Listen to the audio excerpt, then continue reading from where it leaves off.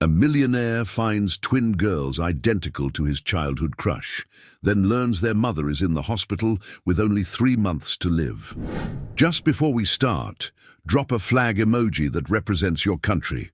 Enjoy the history. The Seattle rain fell in sheets as Maxwell Donovan stepped out of his Tesla, the droplets dancing on his custom Italian leather shoes. At 46, he had everything money could buy: the penthouse overlooking Puget Sound, the tech empire valued at billions, the private jet waiting at his command. Everything except what truly mattered. "Sir, your meeting with the board is in 30 minutes. His assistant's voice chirped through his earpiece. "I'll be there," Maxwell replied, dismissing the reminder with a tap. He needed coffee, the good kind, not the pretentious swill served in boardrooms. As he turned the corner toward his favorite local cafe, he saw them. 2 little girls, perhaps 8 years old, huddled beneath the awning of a closed bookstore. Identical twins with copper-colored hair falling in tangled waves around pale faces. They weren't just any children. They were mirror images of her. Maxwell froze mid-step. The world around him suddenly muted. Those eyes, that particular shade of amber green he'd spent 30 years trying to forget. "Spare change, mister." The girl on the left spoke, her small hand extended. Her voice carried the same musical quality that had once been the soundtrack to his happiest memories. "For our mum's medicine," added her sister, clutching a worn teddy bear missing one eye. Maxwell felt his heart hammering against his ribs. "Where is your mother?" he asked, his voice barely audible above the drumming rain. "Hospital," said the first twin. "She's real sick." "Cancer," whispered the second, the word sounding alien from such young lips. Time seemed to stand still as Maxwell stared at these children, carbon copies of Elizabeth Winters, his first love, the girl who'd promised to wait for him when he left for college, the girl whose letters suddenly stopped coming, the girl whose parents told him she'd moved away without leaving a forwarding address. "What's your mother's name?" Maxwell asked, already knowing the answer. "Elizabeth," they replied in unison. Maxwell's legs nearly gave out beneath him. After all these years, could it really be her? "My name is Maxwell," he said, kneeling to their level despite the rain soaking through his $3,000 suit. "I want to help your mom. Can you take me to her?" "D." The girls exchanged a look, that silent communication unique to twins, before the one with the teddy bear nodded. "I'm Lucy. This is Lily. Mum's at Seattle Grace." "We're not supposed to go with strangers," Lily added cautiously. Maxwell smiled gently. "You're absolutely right. How about this? I'll call a taxi for all of us. And you can use my phone to call anyone at the hospital who knows you." Another twin glance, then hesitant nods. 20 minutes later, Maxwell stood outside room 412, his world tilting on its axis. Through the small window in the door, he could see her, thinner, paler, her once vibrant copper hair now dull and short against the stark white pillow. But unmistakably Elizabeth. A doctor emerged from the room, clipboard in hand. "Excuse me," Maxwell said, his voice strange to his own ears. "I'm an old friend of Elizabeth Winters. How is she doing?" The doctor's expression shifted subtly. That look medical professionals get when delivering bad news. "Are you family?" "No, but I'm sorry. I can only discuss her condition with family members." Lucy tugged at Maxwell's sleeve. "The doctor told Mom she has 3 months, she whispered, eyes wide and frightened. "Is that a long time?" Maxwell felt the floor drop away beneath him as he looked down at these 2 little girls, orphans in the making, with Elizabeth's eyes. "Wait," he called as the doctor turned to leave. "I want to help, whatever she needs, specialists, treatments, anything. Money is no object." The doctor paused, assessing Maxwell with new interest. "Perhaps we should talk in my office, Mr. Donovan." Maxwell Donovan. Behind him, Elizabeth's monitor beeped steadily, counting down the precious moments of her remaining life, and Maxwell knew, with absolute certainty, that he was exactly where fate had always intended him to be. "Mr. Donovan, Elizabeth has stage 4 pancreatic cancer that's metastasized to her liver," Dr. Reeves explained, his office walls lined with degrees that suddenly seemed useless to Maxwell. "We've exhausted standard treatments. She declined rapidly over the past month." Maxwell leaned forward. "What about experimental treatments? Clinical trials?" "She's been rejected from 3 trials already. Her condition is too advanced." "I'll make donations, big ones. I'll fund an entire research wing." Dr. Reeves shook his head. "Mr. Donovan, I understand your desire to help, but money can't change the fundamental biology here. Elizabeth has weeks, maybe 3 months. Maxwell stared out the window at the rain-slicked Seattle skyline. "How are her daughters coping? As well as can be expected. Child Protective Services is involved. They have no other family." The words hit Maxwell like physical blows. No family, just like Elizabeth had been when they met as scholarship kids at Westlake Prep 30 years ago. "Can I see her?" Minutes later, Maxwell stood beside Elizabeth's bed, barely breathing. The monitors beeped softly, marking time that was running out. "Lizzie," he whispered, using the nickname only he had called her. Her eyelids fluttered, then opened. Recognition dawned slowly in those familiar amber-green eyes. "Max?" Her voice was a ghost of what it had been. "Am I dreaming?" "No, I'm really here." His voice cracked as he took her thin hand. "The girls brought you," she said, understanding immediately. "They found you somehow. They were downtown. I saw them and—" Maxwell swallowed hard. "Why didn't you tell me, Lizzie? All those years ago." A tear slid down her hollow cheek. "I wrote you dozens of letters. When you never answered, I thought you'd moved on. Your parents said you wanted a clean break." Maxwell felt the blood drain from his face. "My parents told me you'd moved away, that you left no address." Elizabeth closed her eyes. "They never wanted us together. The poor scholarship girl and their son. I never knew about the twins. I found out after I thought you abandoned me." Her fingers tightened weakly around his. "Max, I'm so scared for my girls. When I'm gone, I'll take care of them," Maxwell said without hesitation, the words escaping before he could analyze them. "I promise." Elizabeth's eyes widened. "You can't just—" "I can, and I will." The certainty in his voice surprised even him. "I never stopped loving you, Lizzie. Never." As Maxwell stepped out of the room an hour later, his mind reeling with decades of lost time and lies, his phone buzzed. The caller ID showed his mother's name, Margaret Donovan, Boston socialite, board member of his company, and apparently the architect of his greatest heartbreak. The twins sat in the waiting area, watching him with Elizabeth's eyes, their futures now inexplicably tied to his. Maxwell's finger hovered over the answer button, 30 years of questions burning in his throat. "Maxwell, darling, the board is in an uproar. Where are you?" His mother's cultured voice flowed through the phone, as cool and controlled as ever. Maxwell watched the twins sharing a vending machine snack. "I'm at Seattle Grace Hospital." "Hospital? Are you ill?" "No. I'm with Elizabeth Winters and her daughters." The silence that followed told him everything. "I don't know who—" "Don't!" Maxwell's voice cut like steel. "Don't lie to me again. You intercepted her letters. You told me she moved away. You've been lying for 30 years. Another pause. "You were 18, Maxwell. You had Yale ahead of you, not a teenage pregnancy and a girl from nowhere. She was pregnant with my children, and you kept that from me." "Children? There's more than one?" "Twin girls. They're 8 years old." "That's impossible." His mother's voice hardened. "Elizabeth's child would be almost 30 now." Maxwell's world tilted sideways. What?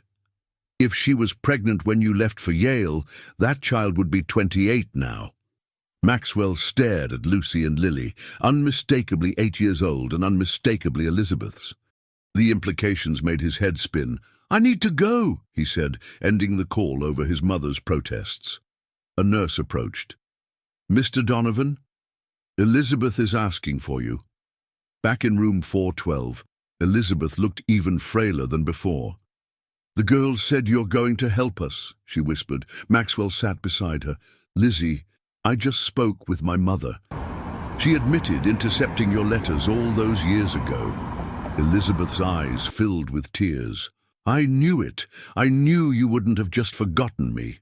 "She said something else," Maxwell continued carefully. "She said if you were pregnant when I left, that child would be nearly 30 now."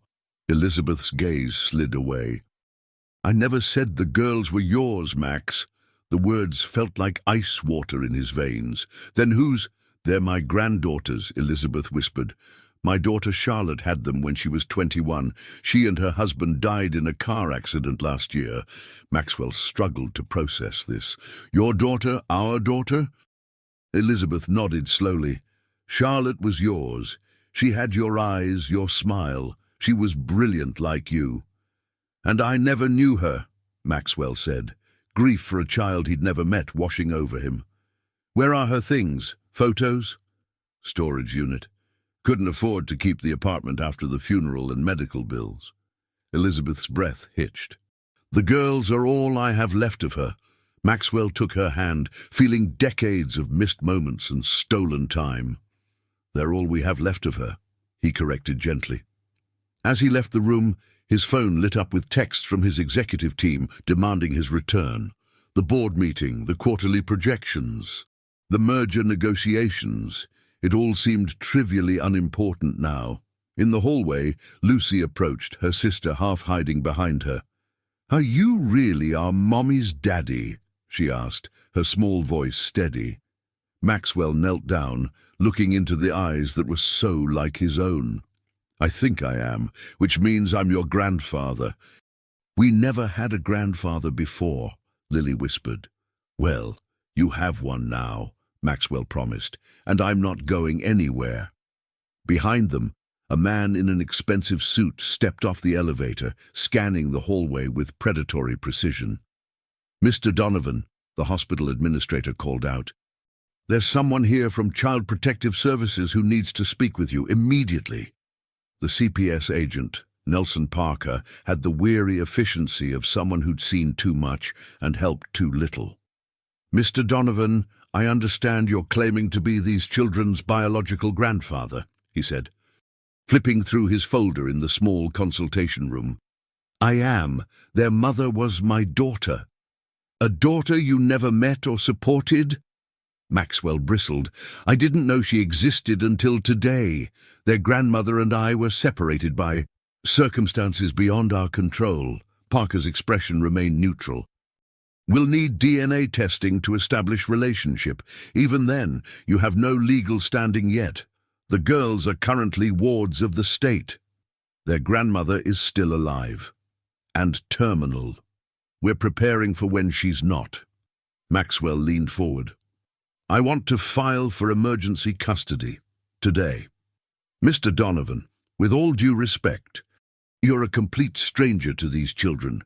You have no parenting experience, and your lifestyle—" "My lifestyle? Billionaire tech CEO? Constant travel? 60-hour work weeks? Not exactly conducive to raising traumatized 8-year-olds.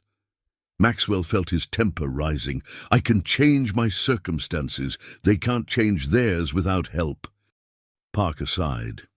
"DNA testing first, then home study, background checks, parenting classes, psychological evaluations. It takes months, Mr. Donovan, even in expedited cases." "Elizabeth doesn't have months. That's precisely why we're involved." As they talked, Maxwell's phone buzzed constantly. The board was threatening to hold an emergency meeting without him. "I need to make a call," Maxwell said, stepping into the hallway. He dialed his COO, Rachel Wells. "Max, Where the hell are you? The board is in revolt. The merger is imploding. Rachel, I need you to handle everything for a few weeks. Weeks? Are you having a midlife crisis? I just found out I had a daughter. She died last year. Her twin girls are now in the system because their grandmother, my first love, is dying of cancer. The silence stretched. Holy shit, Max. Exactly. Everything else can wait. When he returned to the consultation room, Parker was packing up his files. Your DNA test is scheduled for tomorrow, the agent said.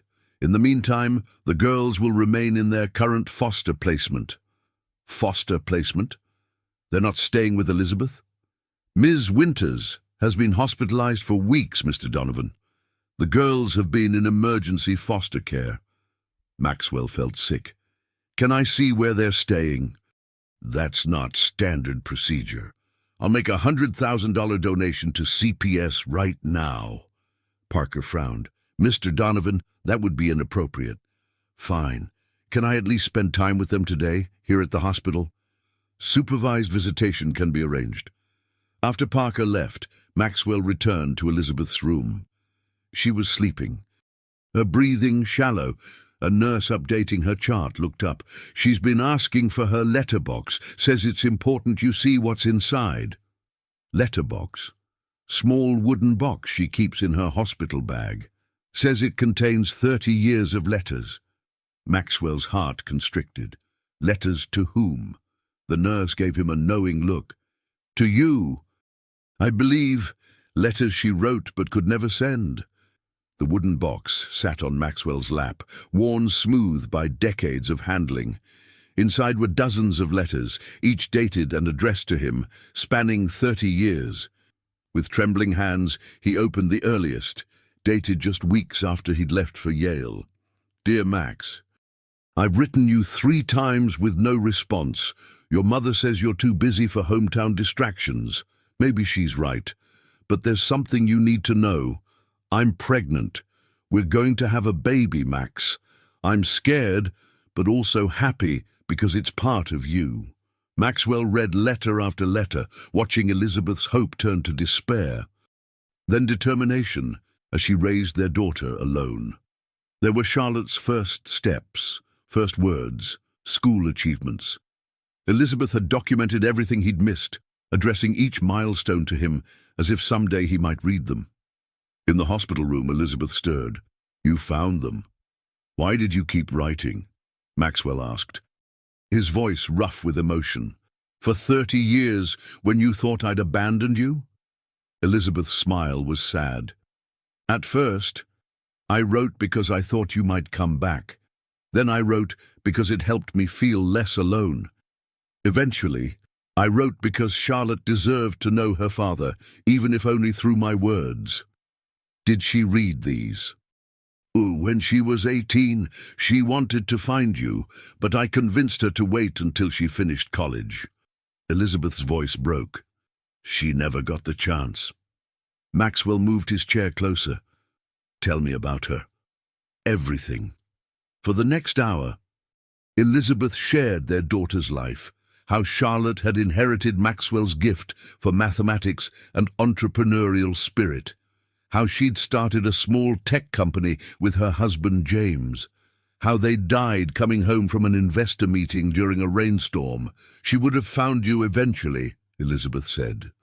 She was so much like you, determined, brilliant, unstoppable, once she set her mind to something. And the twins, they're so young to have lost so much. They're resilient. Lucy is the practical one, always planning and organizing. Lily is the dreamer, sensitive and artistic. They balance each other. A coughing fit seized Elizabeth. Bringing a nurse running. Maxwell was ushered out while they stabilized her. In the waiting area, his phone rang. His attorney. Max, what's this about you trying to get emergency custody of children you just met? They're my granddaughters, John. Jesus, the board is already questioning your judgment. If you pursue this, they'll use it against you. Let them try. They're talking about invoking the mental health clause in your contract. Forced medical leave. You need to come in and calm things down. Maxwell watched as Lucy and Lily were led down the hall by a social worker for their hospital visit with Elizabeth. "The board can wait," Maxwell said. Ending the call, as the elevator doors opened, he saw a familiar face. His mother, Margaret Donovan, impeccably dressed and radiating cold fury. "Maxwell, this has gone far enough," she announced, striding toward him. "I've spoken with the board. They agree your behavior is concerning." "You destroyed my family," he replied quietly. "You kept me from my child, my grandchildren. And now you're here to what? Do more damage?" Margaret's perfectly composed face faltered for a moment. "I protected you. That girl would have ruined your future." "No, Mother. You ruined it when you decided to play God with my life." Lucy and Lily emerged from Elizabeth's room, stopping short when they saw the confrontation. Margaret stared at the twins, seeing the unmistakable Donovan features mixed with Elizabeth's. "My God," she whispered, "they look just like you did at that age." The DNA results confirmed what Maxwell already knew in his heart. The twins were indeed Charlotte's children, which made them his biological granddaughters. "A 99.97% match," Dr. Reeves said, handing Maxwell the report. "Congratulations, Grandpa." The word hit Maxwell like a physical force. Grandfather at 46, a grandfather who had never been a father.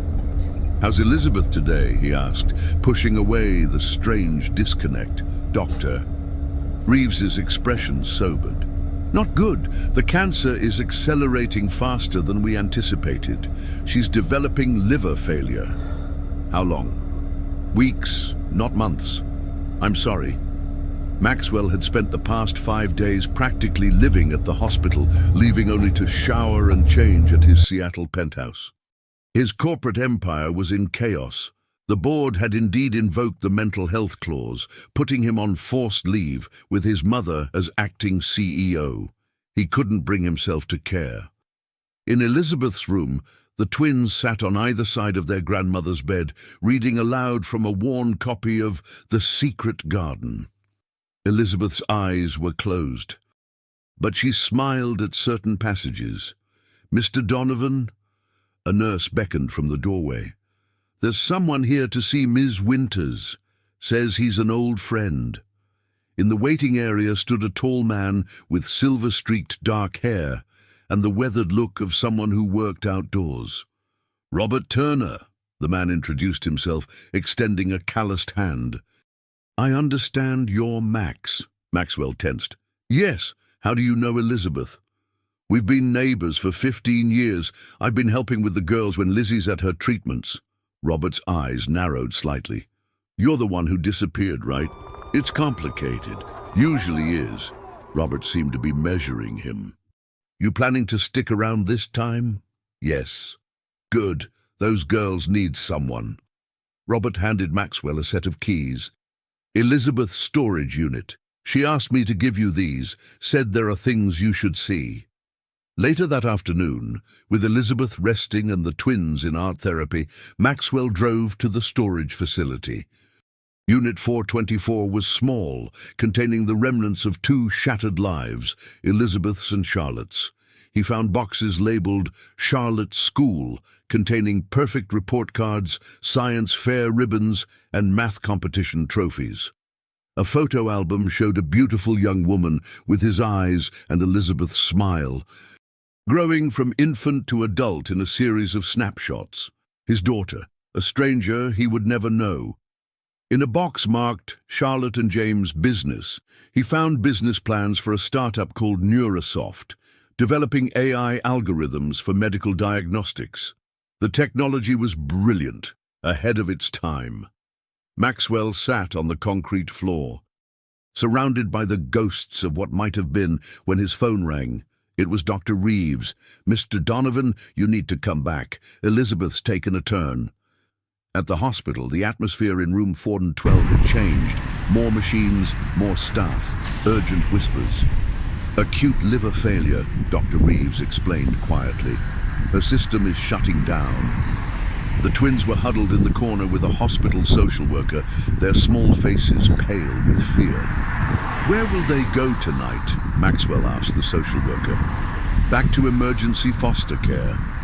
"No," Maxwell's voice was firm.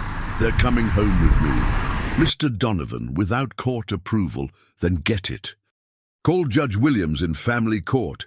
Tell her Maxwell Donovan is calling in that favor from last year's charity auction." 30 minutes later, with strings pulled and bureaucracy temporarily sidestepped, Maxwell had emergency overnight guardianship of the twins. Elizabeth rallied briefly that evening, her eyes finding Maxwell's in the dimly lit room. "Max," she whispered, "the girls." "They're right here," he said, guiding Lucy and Lily to the bedside, "and they're coming home with me tonight." Relief flooded Elizabeth's face. "Charlotte's work. In storage. I found it. Her company, her research." "Finish it," Elizabeth whispered. "It was going to change everything, save lives." "I will," Maxwell promised, holding her frail hand. "For Charlotte, for the girls." Elizabeth's eyes drifted to the twins. "My beautiful girls, remember that I'll always love you, always watch over you." "Don't go, Grandma," Lily pleaded, tears streaming down her face. Elizabeth summoned her strength for one last smile. "I have to, sweetheart, but I'm leaving you with someone who'll love you as much as I do." Her gaze returned to Maxwell, communicating decades of what might have been, before she whispered something that chilled his blood. "Beware of Margaret. She'll try to take them too." The penthouse overlooking Puget Sound felt cavernous that first night. Maxwell had never considered how unwelcoming his designer-curated space might seem to children. The twins stood in the vast living room, still wearing the clothes they'd had on for days, their small backpacks clutched like lifelines. "Are we really staying here?" Lucy asked, her practical nature immediately assessing their surroundings. "Yes," Maxwell replied, suddenly seeing his home through their eyes, the sharp-edged furniture, breakable art pieces, and complete absence of anything child-friendly. "For tonight at least. Tomorrow we can talk about what happens next." Lily moved to the floor-to-ceiling windows, pressing her small hand against the glass. "We're so high up, like birds." Her voice held wonder, not fear. "Are you hungry?" Maxwell asked, realizing he had no idea what 8-year-olds ate. His refrigerator contained expensive wine, gourmet coffee, and little else. "We should save food for later," Lucy said quietly, "in case there isn't any tomorrow." The statement hit Maxwell like a physical blow. These children had already learned to prepare for scarcity, to expect the worst. Elizabeth's medical bills had clearly devastated their finances. "In this house," Maxwell said gently, kneeling to their level, "there will always be food. Always. You never need to worry about that again." He ordered pizza, watching in amazement as the girls devoured slice after slice. Later, he gave them his guest room with its king-sized bed, where they curled together like puppies despite having so much space. "Mr. Maxwell," Lily called as he turned to leave, "is Grandma going to die tomorrow?" The directness of the question caught him off guard. "I don't know," he answered honestly. "The doctors are doing everything they can." "She told us she's going to heaven soon," Lucy added, her small face solemn. "She said she'd be with Mom and Dad there." Maxwell sat on the edge of the bed. "What do you remember about your parents?" The girls exchanged one of their twin looks. "Mom was smart," Lucy said. "She built computers and worked really hard." "Dad told the best stories," Lily continued. "He made different voices for all the characters." "They argued sometimes," Lucy admitted, "about money and the company. But they loved us very much," Lily finished. Clutching her one-eyed teddy bear tighter, Maxwell felt a surge of grief for the daughter he'd never known, who'd inherited his drive and ambition. "I wish I had known them," he said softly. "Grandma has pictures," Lucy offered, and videos on her phone. That night, after the girls finally fell asleep, Maxwell sat in his home office surrounded by files he'd taken from the storage unit. Charlotte's business plan for Neurosoft was innovative, an AI system that could predict medical crises before traditional symptoms appeared.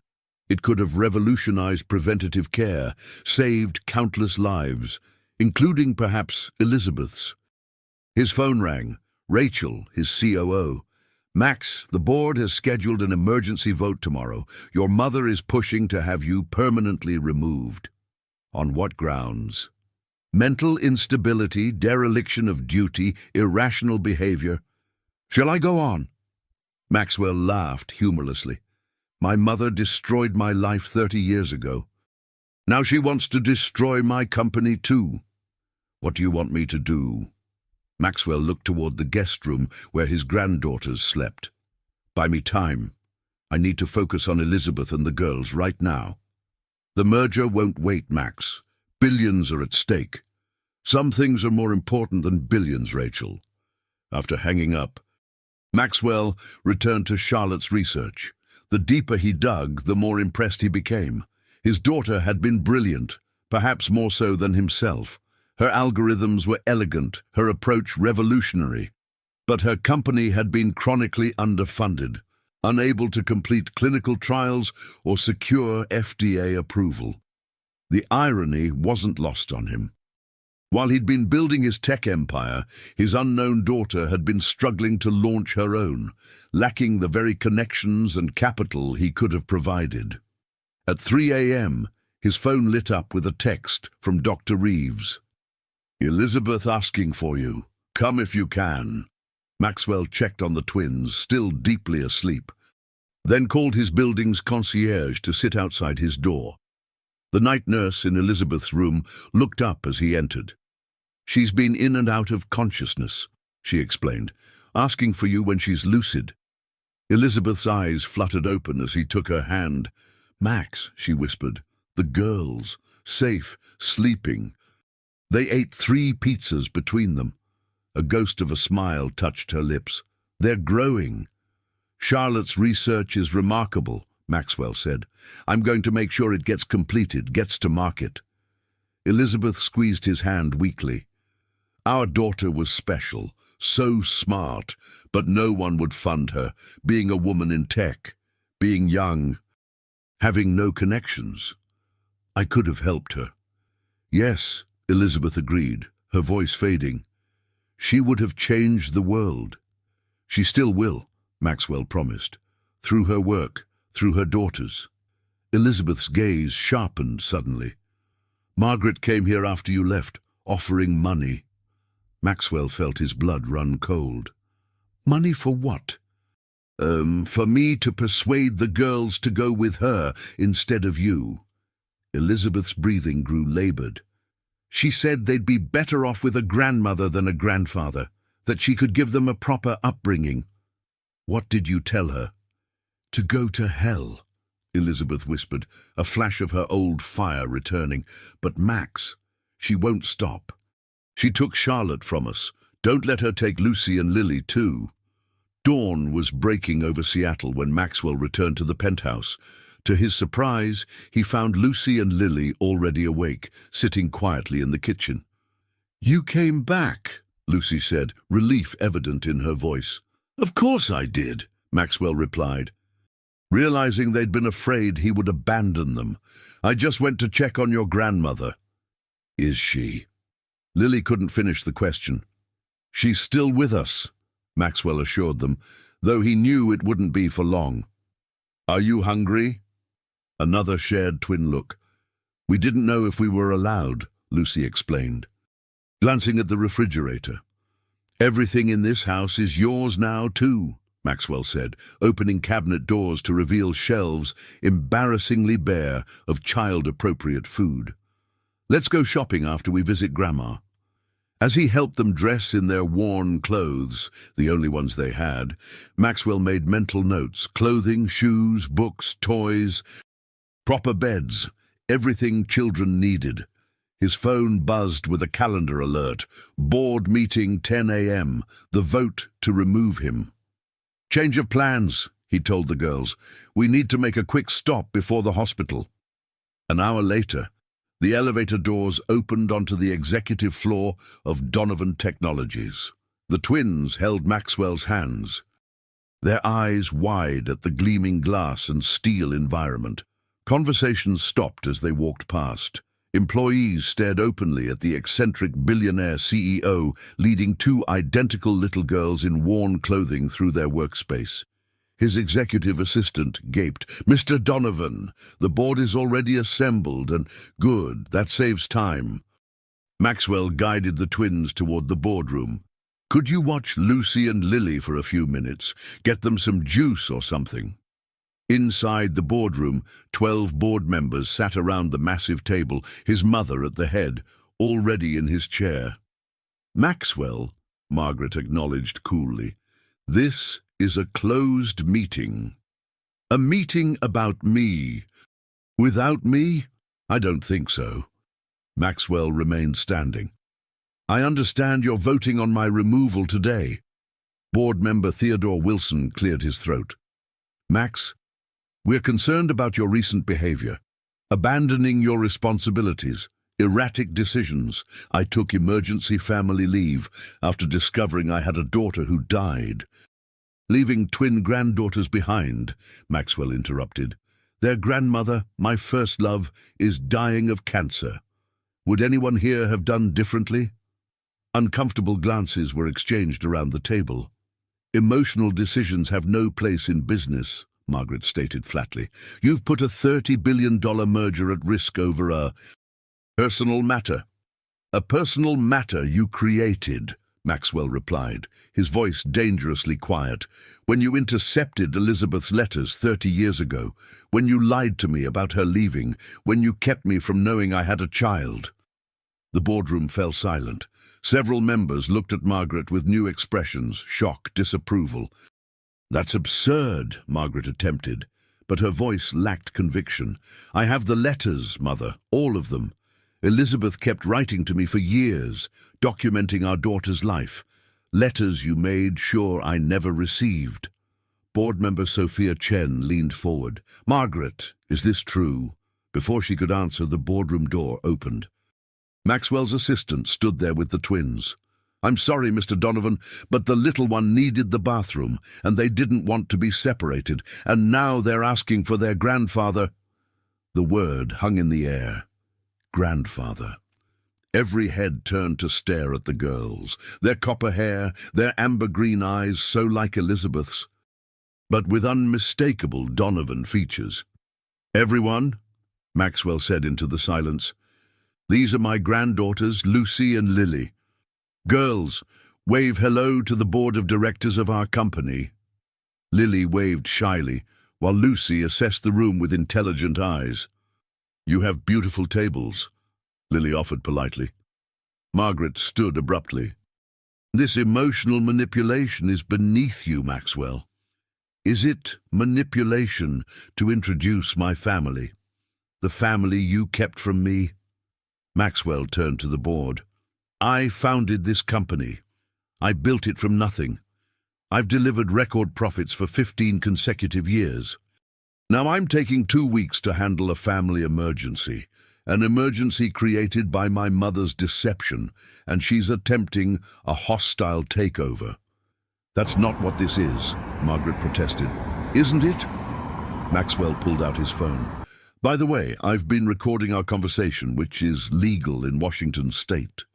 I wonder how shareholders would react to learning the acting CEO hid the existence of her grandchild from the founder for 30 years, that she tried to bribe a dying woman to influence child custody."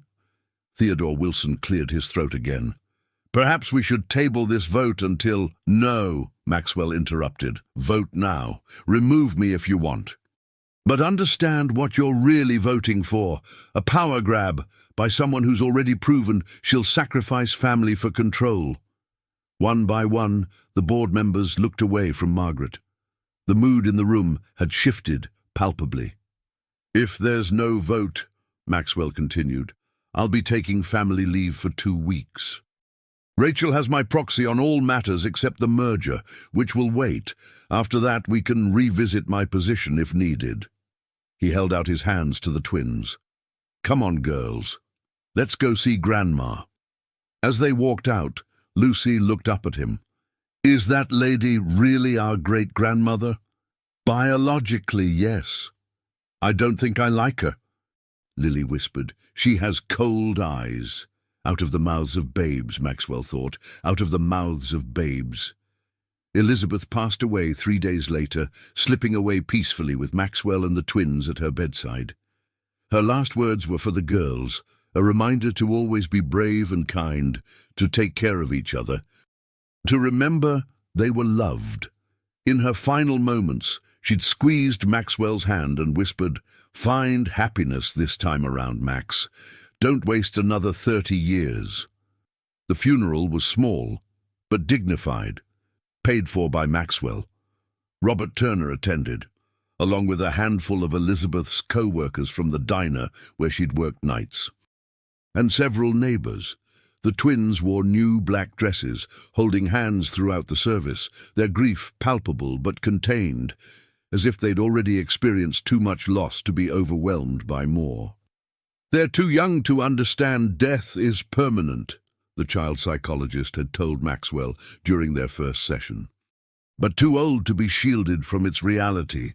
The best thing you can do is maintain stability and routine. Stability and routine. Concepts entirely foreign to Maxwell's life of international flights, midnight conference calls and spontaneous business trips. His penthouse was being gradually transformed. 2 bedrooms redecorated with child-appropriate furniture, toys and books appearing on previously minimalist shelves, a refrigerator stocked with actual food instead of takeout containers. The legal process moved forward with unusual speed, greased by Maxwell's connections and resources. DNA confirmation of his relationship to the twins, emergency temporary guardianship transitioning toward permanent custody. The twins' court-appointed advocate had initially been skeptical but warmed after seeing the genuine bond forming between Maxwell and the girls. 2 weeks after Elizabeth's funeral, Maxwell stood in what had been Charlotte's storage unit, now nearly empty. Most items had been moved to his penthouse, photo albums, mementos, the girls' baby books, but he'd saved Charlotte's research for last, unsure what to do with it. His phone rang. Rachel, who had been keeping Donovan Technologies running in his absence. Max, how's it going with the Munchkins? Maxwell watched as Lucy methodically sorted her mother's papers, while Lily examined a framed photo of Charlotte receiving her college diploma. Better than expected. They're remarkable children. And the custody situation. Moving forward, no serious obstacles so far. He lowered his voice. Has my mother made any moves? Rachel hesitated. She's been unusually quiet. The board has solidly backed you since your confrontation, but what? I don't trust her, Max. She's planning something. After hanging up, Maxwell knelt beside Lucy. Finding anything interesting? The more serious twin nodded. Mum's company papers. Look at this. She handed him a folder labeled Patient Prediction Protocol. Inside was a flowchart detailing how Charlotte's AI system would integrate with hospital electronic records to flag patients at risk for rapid deterioration, catching conditions like Elizabeth's cancer potentially years earlier when treatment would be more effective. Your mum was trying to create something that could have saved your grandma, Maxwell explained gently. Lucy's eyes, so like his own, studied him intently. Can you finish it? You make computers too, right? I'm going to try, Maxwell promised. Later that evening, after tucking the girls into their new beds in their freshly decorated rooms, Maxwell sat in his home office reviewing Charlotte's research more thoroughly. The concept was sound, the preliminary data promising, but the company had run out of funding before completing FDA trials. His decision crystallized. He would relaunch Neurosoft as a division of Donovan Technologies. With Charlotte posthumously credited as founder and lead developer, her work would save lives, her legacy preserved. A notification appeared on his screen. Motion detected at front door. The security camera showed Margaret Donovan standing in the hallway, looking imperious even through the digital feed. Maxwell sighed, steeling himself before opening the door. "Mother, it's late. We need to talk," Margaret said, sweeping past him into the penthouse. She stopped short at the sight of children's jackets hanging by the door, small shoes lined up beneath them. "So it's true. You're really playing house with them." "I'm raising my granddaughters," Maxwell corrected. "Not playing anything." Margaret surveyed the transformed living room with distaste. "This is a temporary emotional reaction, Maxwell. Once the novelty wears off, you'll realize you're not equipped for this." "Like you weren't equipped to be a mother?" The words slipped out before he could stop them. Margaret flinched slightly before recovering. "I gave you everything. The best schools, the best opportunities. Everything except the right to make my own choices." Maxwell kept his voice low to avoid waking the girls. "Why are you here?" Margaret straightened. "All business now." "To offer a solution. The girls need stability, a proper upbringing with traditional values. I've renovated the east wing of my house in Boston. They'll have the finest tutors, attend the best schools." "No." The word hung between them, simple and immovable. "Don't be stubborn. You're a single man with no parenting experience and a company to run." "You're offering to take more children from me," Maxwell interrupted. "The answer is no. It will always be no." Margaret's expression hardened. "I've already filed for visitation rights as their great-grandmother.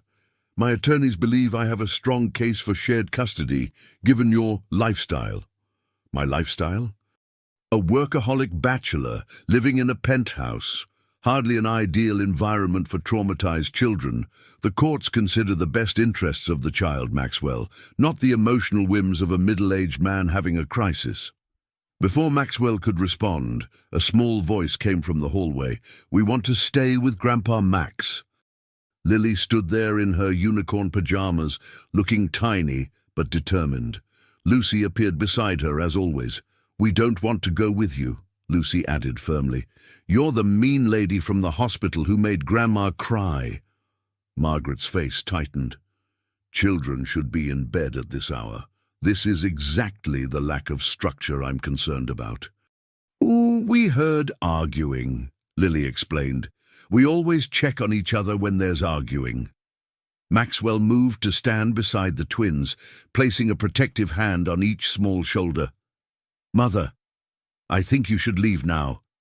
"This isn't over," Margaret warned, heading for the door.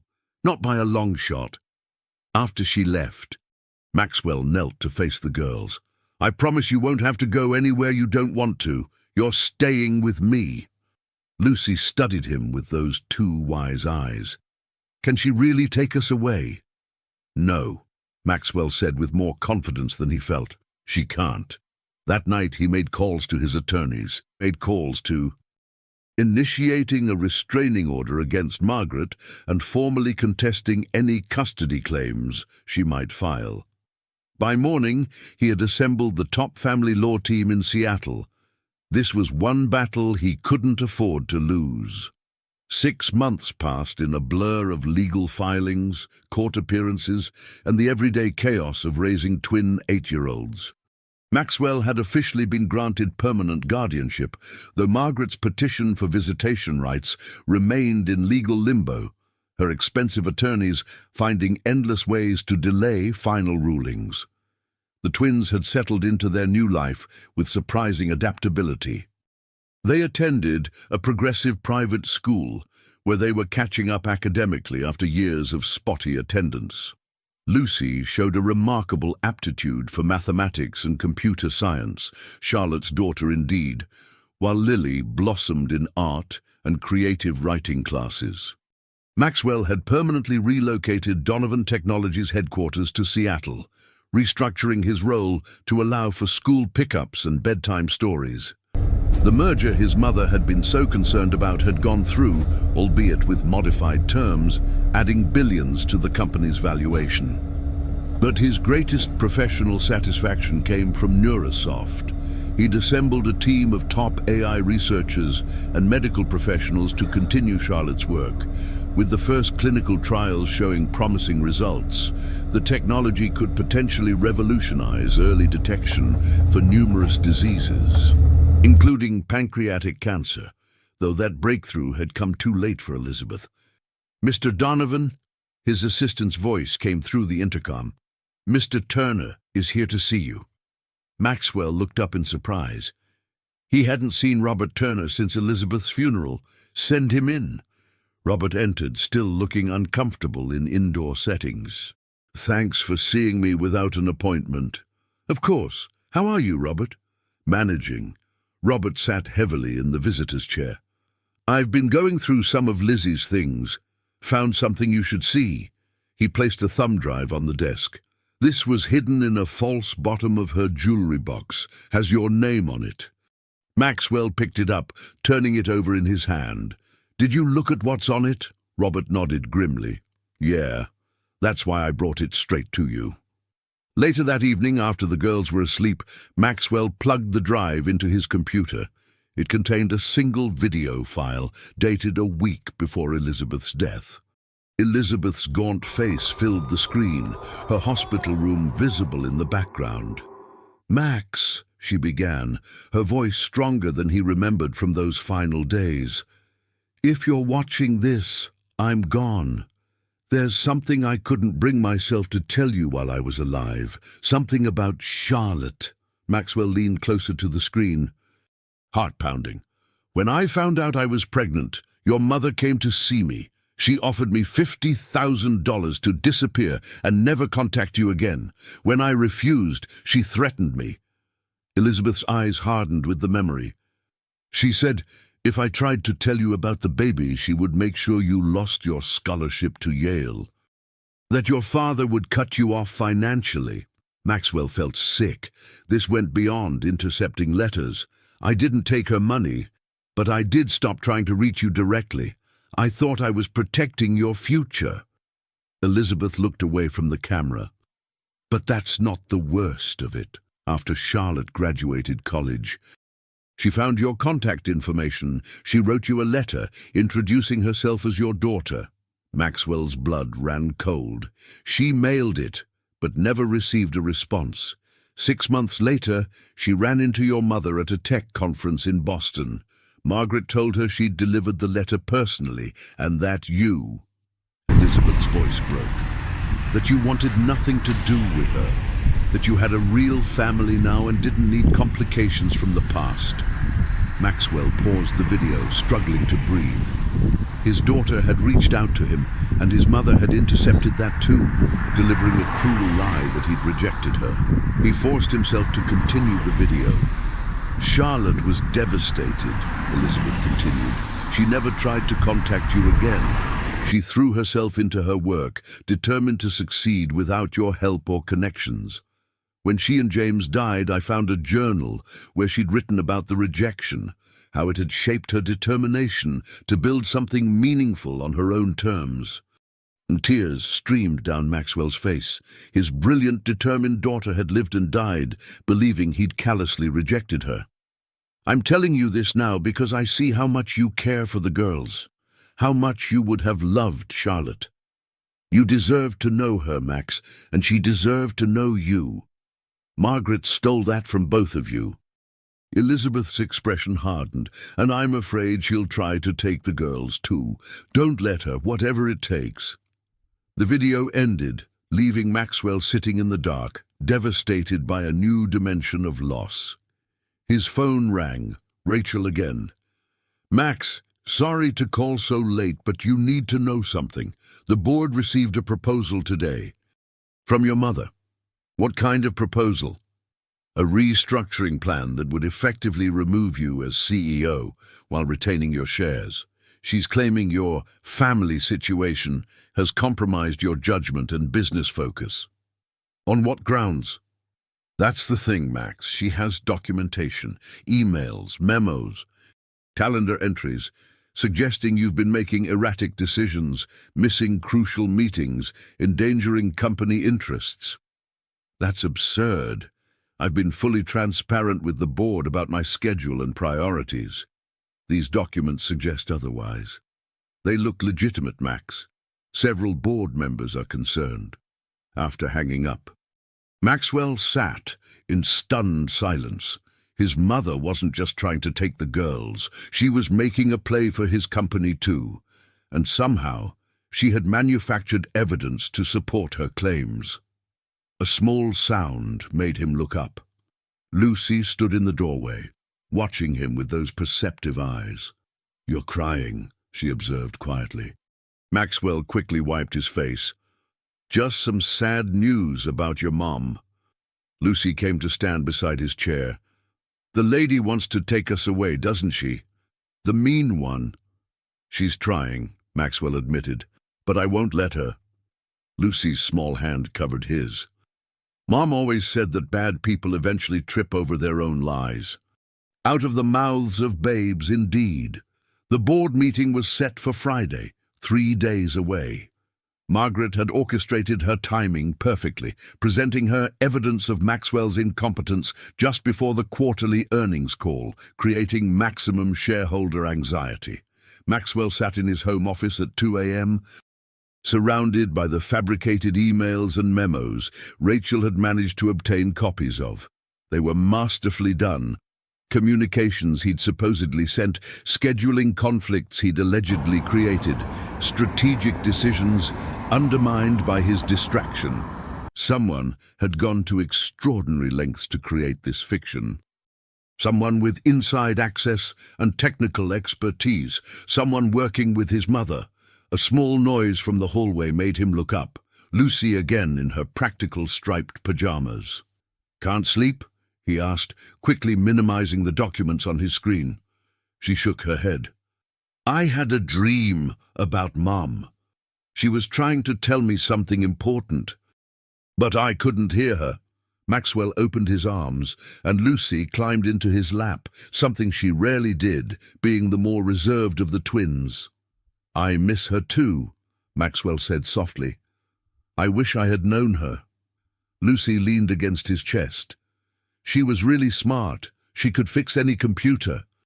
Dad used to say she could talk to machines in their own language." Maxwell smiled sadly. "She got that from both of us, I think. Your Grandma Elizabeth was incredible with patterns and systems too." Lucy yawned. "Mom kept all her important work on her special drive, the one with the fingerprint lock. Did you find it?" Maxwell froze. "Fingerprint lock?" "Uh-huh. It was blue with a silver top. She never let anyone touch it." The next morning, after dropping the girls at school, Maxwell drove to the storage facility where the last of Charlotte's possessions remained. He methodically searched through every box, every container. Nothing. Frustrated, he called Robert Turner. "A blue external hard drive with a fingerprint scanner doesn't sound familiar," Robert said. "But there's still some of Lizzie's things at her old apartment. The landlord gave me until the end of the month to clear it out." An hour later, Maxwell stood in Elizabeth's former home, a small, worn apartment that nonetheless showed signs of having once been a warm, loving space. Faded marks on the wall tracked the twins' growth. Bookshelves sagged with well-read volumes. A collection of small glass animals gathered dust on a windowsill. "Lizzie kept a secret compartment," Robert explained, pulling up a floorboard in the main bedroom closet. "For important papers, emergency cash might be worth checking." The space beneath the floorboard contained a small fireproof box. Inside, Maxwell found Elizabeth's birth certificate, Charlotte's death certificate, insurance papers, and a blue external hard drive with a silver fingerprint scanner on top. "That what you're looking for?" Robert asked. "I think it might save everything," Maxwell replied. At his office, Maxwell connected the drive to a secure, isolated computer. The fingerprint scanner glowed red, waiting. It would be calibrated to Charlotte's fingerprint. He murmured to himself, or maybe Elizabeth's. On a hunch, he pressed Lucy's school enrollment form against the scanner. It had her fingerprint recorded for security purposes. Nothing. Then he tried his own finger. The scanner remained stubbornly red. Maxwell was about to give up when he noticed a small reset pinhole on the underside of the drive. Using a paperclip, he triggered the reset, then carefully examined the device. A tiny engraving caught his eye, DNA FPS 29. He quickly searched the term online.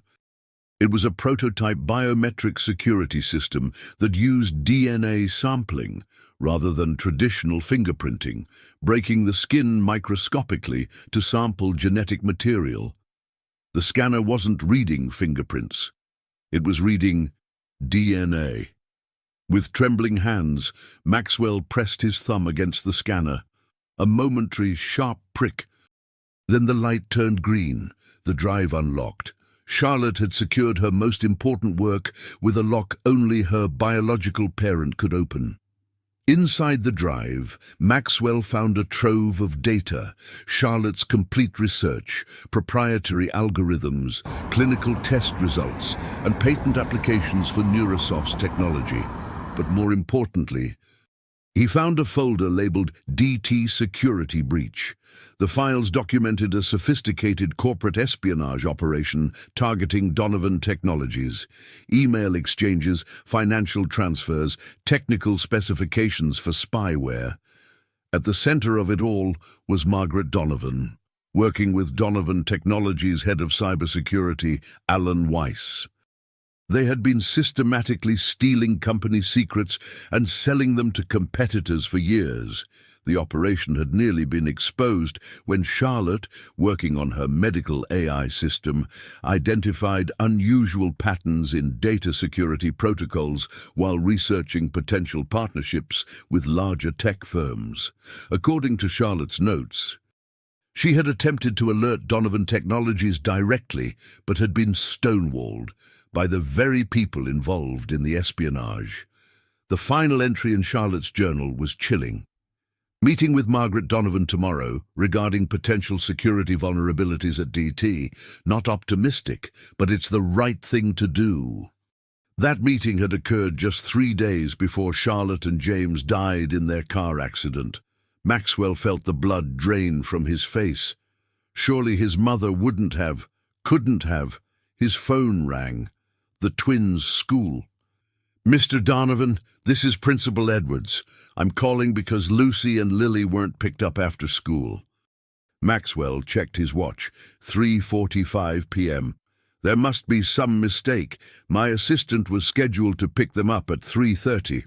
"No one came, sir, and when we tried calling your emergency contacts, we reached Margaret Donovan, who informed us she would be collecting the girls instead."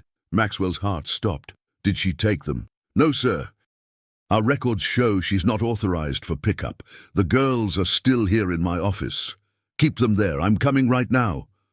As he rushed out, Maxwell called his security team. "I need Margaret Donovan located immediately.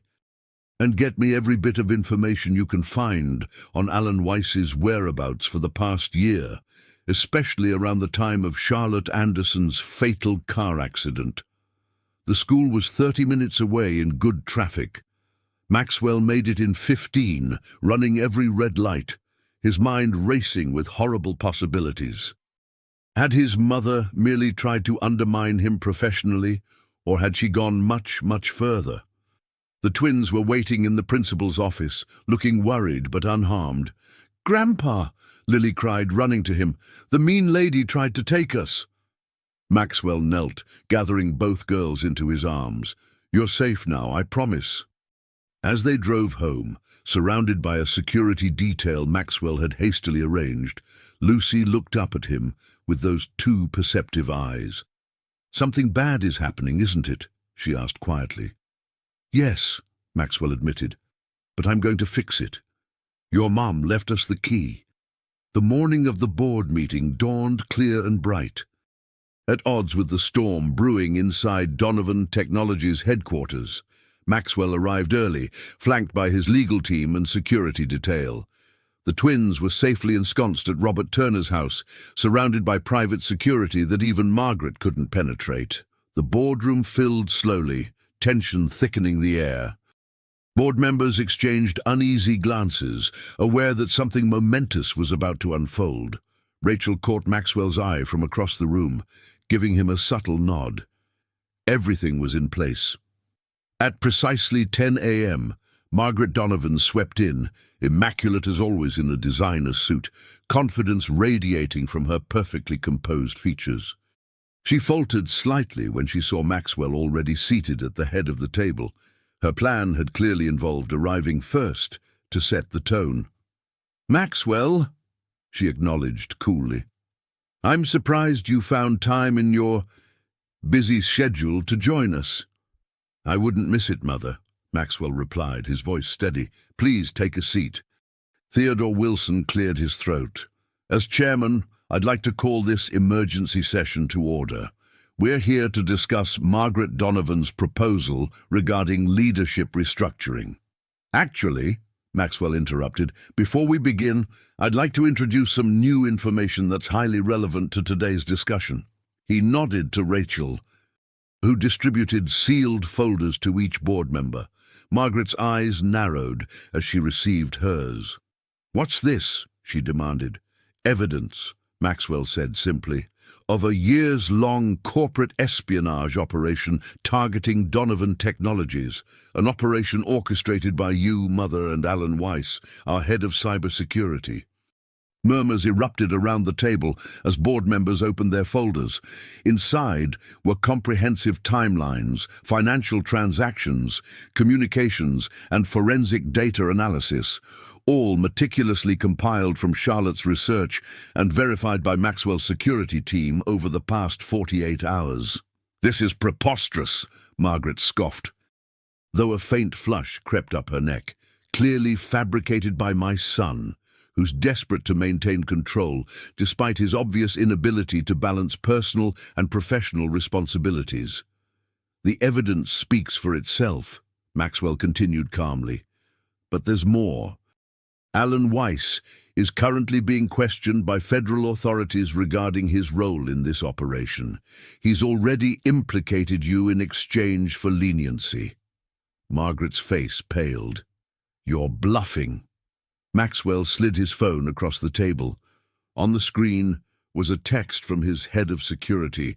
"Weiss talking, full confession. You've been selling our proprietary technology to competitors for years," Maxwell continued.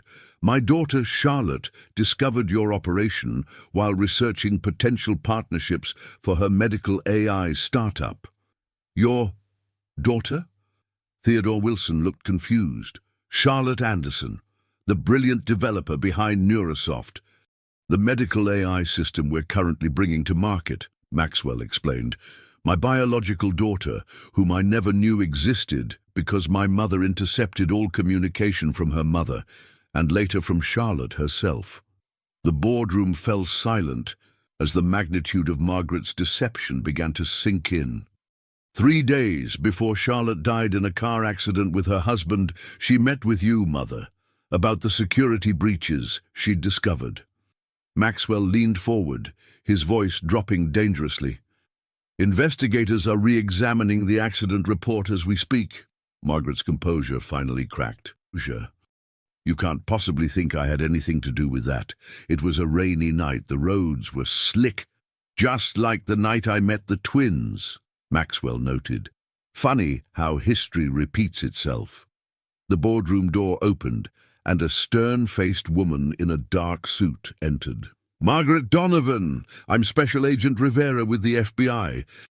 We'd like you to come with us for questioning regarding corporate espionage, wire fraud, and obstruction of justice." As Margaret was escorted out, still protesting her innocence, the board sat in stunned silence. "I think," Theodore said shakily, "we can table the discussion about leadership restructuring." Later that evening, Maxwell sat on the floor of his living room, surrounded by Lucy and Lily's laughter as they built an elaborate fort from blankets and cushions. The day's event seemed distant here, in this safe haven they'd created together. His phone rang. Special Agent Rivera. Mr. Donovan, I wanted to update you personally. We found evidence linking your mother to payments made to a mechanic who worked on your daughter's car the day before the accident. It's not conclusive yet, but keep digging, Maxwell said quietly, watching the twins collaborate on their architectural masterpiece. Whatever you find, I want to know. After hanging up, he crawled into the blanket fort, accepting the flashlight Lily solemnly handed him. Is the bad lady going to jail? Lucy asked directly, always the practical one. Probably, Maxwell answered honestly. She did some very wrong things. Was she the reason we never met you before? Lily wondered, leaning against his shoulder. Yes, Maxwell admitted. She kept a lot of secrets that hurt many people. Mum would have liked you, Lucy declared with certainty. She always said the most important thing was being honest and kind. 6 months later, Maxwell stood at a podium, the twins beside him in matching blue dresses as he addressed a crowd of medical professionals, investors and press. Today marks the official launch of the Charlotte Anderson Protocol, he announced, a revolutionary AI system that can detect pancreatic cancer and other aggressive diseases up to 4 years before conventional symptoms appear.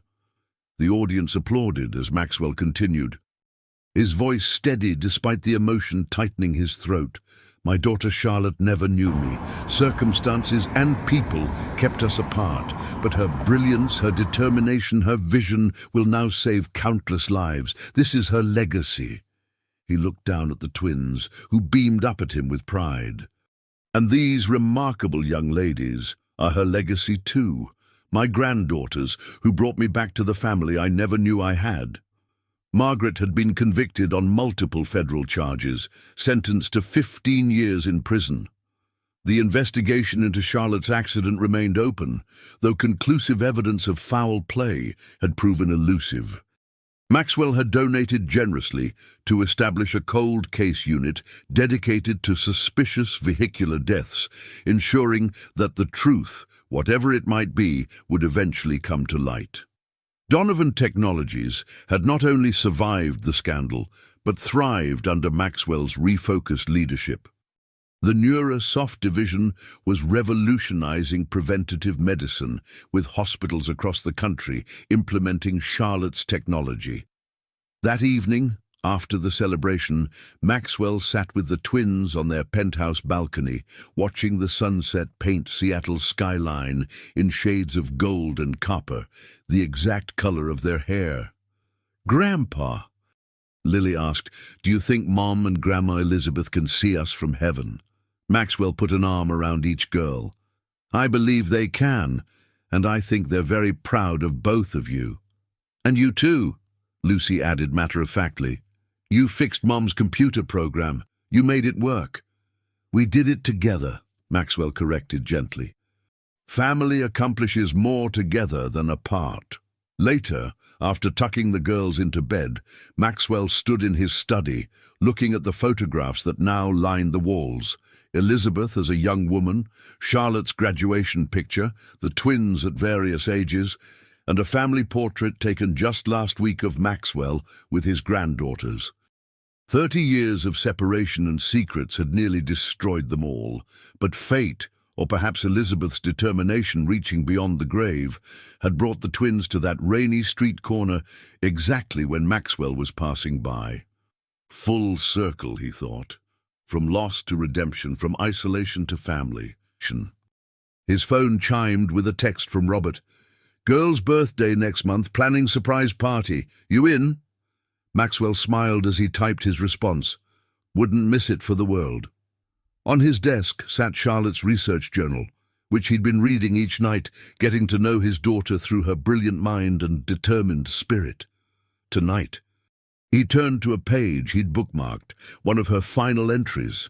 "Sometimes I wonder about my biological father. Mum says he must have had his reasons for not wanting to know me. I've decided that's his loss. I'm building something that will help people, save lives, creating a legacy that matters.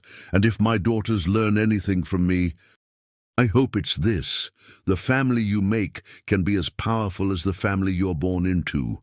Love is a choice we make every day. Maxwell closed the journal, his heart full. Charlotte had been right. Love was a choice, one he made each morning when he woke to the sounds of the twins bickering over bathroom time. Each afternoon when he left work early for school pickup, each evening when they gathered for dinner and shared their days. Elizabeth had asked him not to waste another 30 years. Looking at the life he'd built with Lucy and Lily, he knew he was honoring that promise. The past couldn't be changed. But the future, their future, was still being written, and it was beautiful. "Grandpa," Lily's sleepy voice called from the hallway, "can you check for monsters again?" Maxwell smiled, setting down Charlotte's journal. Some parts of parenthood, or grandparenthood, were universal. "Coming, sweetheart," he called back. "I'll always come when you call." And he knew somehow that Elizabeth and Charlotte were smiling too.